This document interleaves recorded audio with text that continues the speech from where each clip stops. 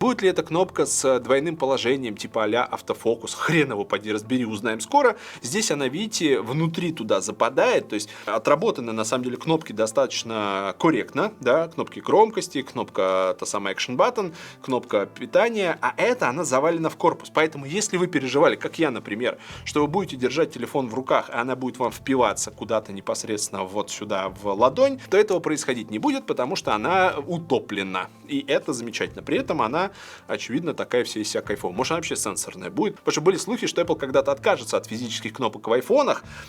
Дескать, скоро это произойдет. Смотрите, в iOS 18 даже специальную анимацию при нажатии на кнопки завезли. Вроде как для этого в том числе. Ну, поживем, увидим. В остальном по дизайн-коду изменений нет. Это все еще вот этот плоский дизайн, я его так называю, да, такой рубленый.